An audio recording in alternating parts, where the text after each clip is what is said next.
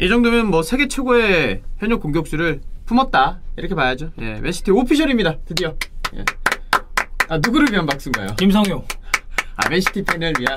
그 이제 저희가 네. 챔피언스리그 그 4강 레알 마드리드와 맨체스터 시티 경기를 이제 카톡방에서 이야기를 하면서 같이 봤는데. 아니 저는 입중계하고 있었잖아요.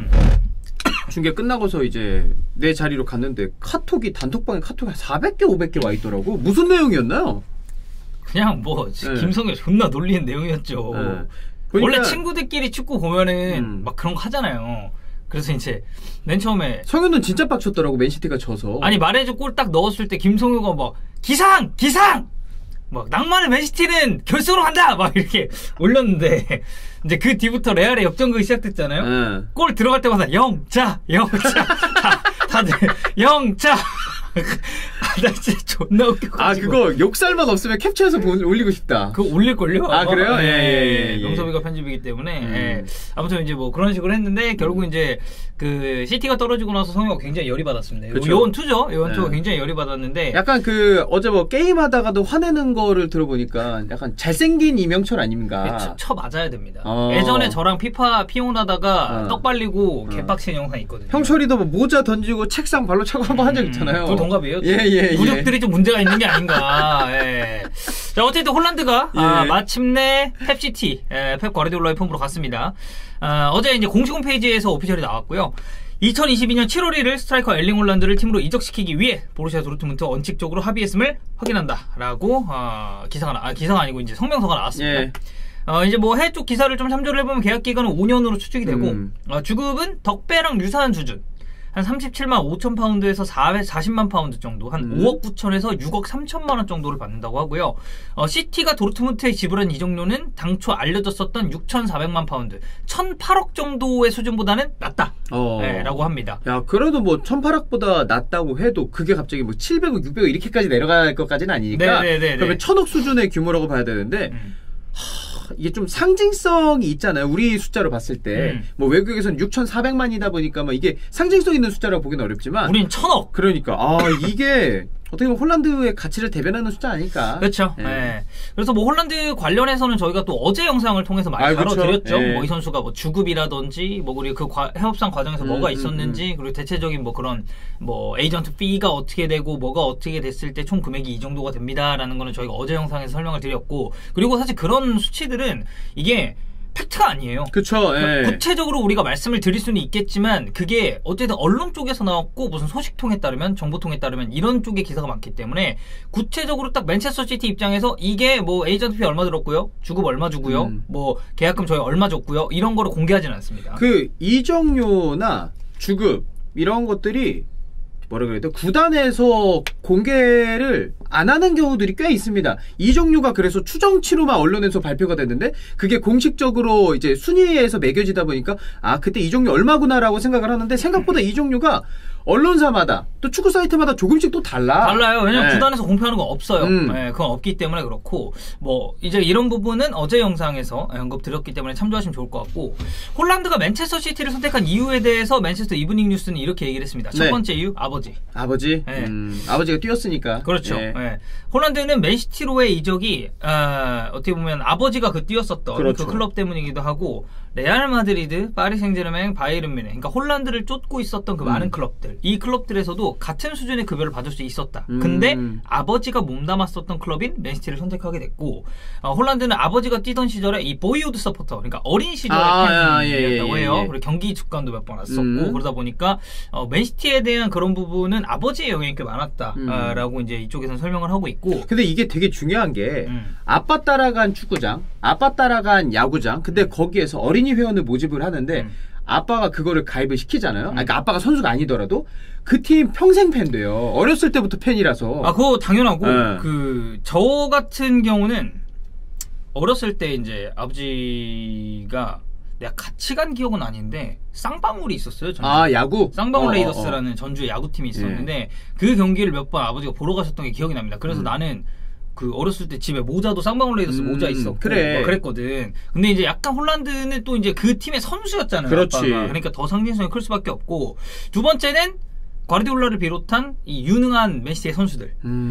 홀란드는 맨시티로의 이적이 펩 과르디올라와 함께 일하고 케빈 데브라이너, 필 포든과 같은 재능들과 함께 뛰면서 국내 그리고 유럽의 트로피를 모두 획득하려는 이 열망을 이룰 수 있는 가장 좋은 기회라고 생각했다. 근데 저는 이게 우리가 어제 이 거피셜 때는 포든 얘기는 안 하고 더브라이너랑 이제 그릴리시 얘기했었지. 주급 관련해서. 근데 저는 포든 들어간 것도 되게 좀 의미가 크다고 생각을 한 게, 자, 지금을 생각했을 때 케빈 데브라이너 그리고 필 포든, 미래를 생각했을 때 홀란드와 필 포든은 같이 또 오랜 기간 뛸 수 있어. 근데 필 포든 얘 존나 잘하네?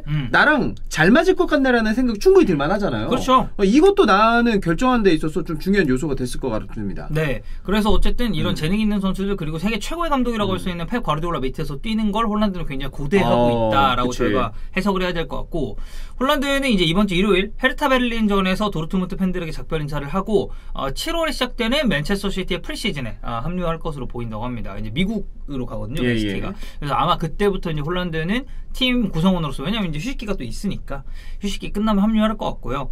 마지막으로 저희가 좀 얘기할 거는 디애슬레틱에서 나온 기사인데, 이게 앨런 시어러가 바라보는 홀란드가 있었어요. 이게 진짜 초장문입니다. 아, 그래요? 엄청 길어요. 사진 놓고 이 장면에서 홀란드가 이렇게 들어가는 거 봐라, 이런 움직임이 이런 거다라고 했는데, 그래도 제가 이제 영상에서 가볍게 좀 다룰 수 있을 만한 핵심만 좀 몇 개를 추려왔습니다. 예.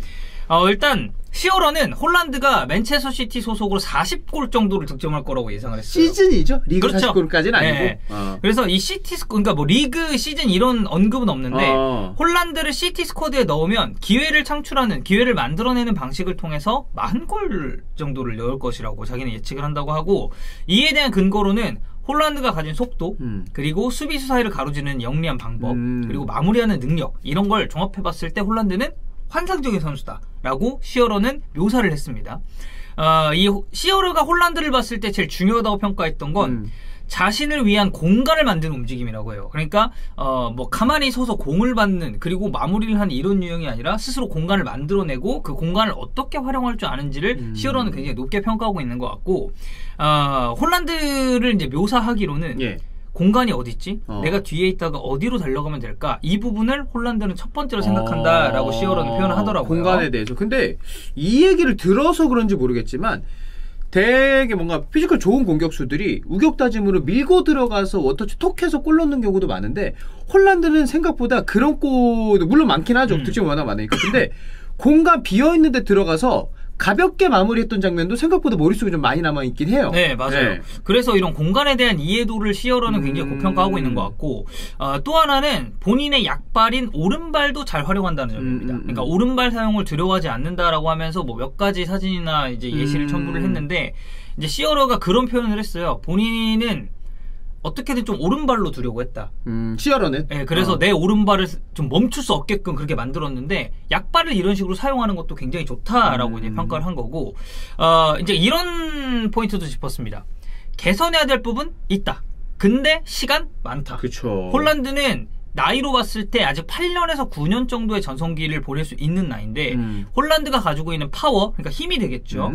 그리고 키, 이거는 이제 피지컬적인 부분이겠고, 수비수로부터 3에서 한 4야드 정도를 멀어지게 하는 움직임. 그러니까 저는 이거는 약간 스피드적인 부분을 얘기하는 것 같아요. 아니면은 뭐 공간을 만드는 앞서의 움직임 같은 것도 포함이 될 거고. 그러면서 이제 순간적인 힘을 통해서 뭐 축 치고 나가는 그런 움직임을 뭐 표현한 것 같고, 그리고 빠른 슈팅 타이밍. 홀란드 보면은 템포 되게 빠르게 그쵸. 가져가거든요. 그래서 이런 걸 봤을 때 전성기 기간 안에 더 많은 골을 넣을 수 있는 징후가 홀란드에게는 보인다. 그래서 나는 홀란드가 시티 스쿼드로 합류를 했을 때 40골 정도를 득점할 것이라고 예상한다 라고 시어러가 이야기를 했습니다. 아니, 앨런 시어러 하면은 대표적인 프리미어리그 득점왕이고 프리미어리그를 대표하는 전설적인 공격수 아닙니까? 그렇지. 근데 이 선수가 아직 프리미어리그에서 단 한 번도 뛰지 않은 선수에 대해서 이렇게 평가를 했다? 굉장히 높은 평가이면서 분데스리가에서 보여줬던 것까지 생각을 하면은 우리도 납득이 되잖아요. 그렇죠. 그러니까 이만큼 기대감 있는 선수가 또 맨시티에 온다네?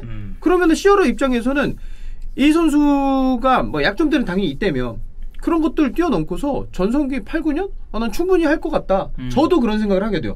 그러니까 이 시티가 올 시즌에 물론 과르디올라는 전술적으로 워낙에 뛰어난 감독이기 때문에 이런 제로톱 활용에 대해서 올 시즌 해법을 찾았습니다. 시티가 가장 갈망했었던 그 중앙 공격수. 그렇죠. 사실 페란 토레스 같은 경우도 제로톱의 기용이 있었지만 기대만큼의 퍼포먼스 내지 못했고 제주스 잠깐 좋았지만 결국에는 부상 달고 어쩌고 저쩌고 하면서 아구에로를 대체하는 데는 실패했어요. 그쵸.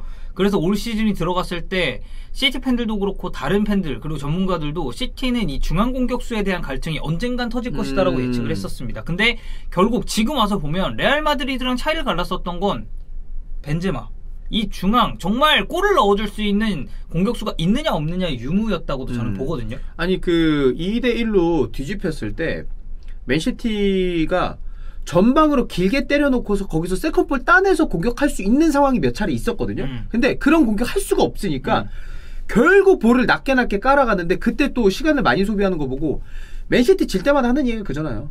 9번 없어서 그렇다. 근데 그 느낌 이번에도 들었어요. 근데 결국은 이 홀란드라는 지금 세계에서 가장 기대받고 가장 촉망받는 공격수를 영입을 했고 그리고 이 선수는 나이를 생각했을 때는 어리지만 이미 유럽에서 쌓아온 커리어가 굉장하죠. 그쵸. 잘츠부르크 시절부터 시작해서 도르트문트에서도 이런 유럽 대항전에서 경쟁력을 증명했고 이미 챔스 조벨리그는 씹어 먹는다라는 걸 보여준 선수인데. 네. 그래서 이제 홀란드가 합류했을 때 시티가 얼마나 무서워질지 그리고 이 홀란드의 영입을 통해서 과연 과르디올라 체제하에서 맨체스터 시티가 내년에 챔피언스리그에서는 어떨지 이런 게 팬들이 아주 가장 좀 궁금해하는 포인트가 아닐까 싶습니다. 궁금하네요, 저도 진짜.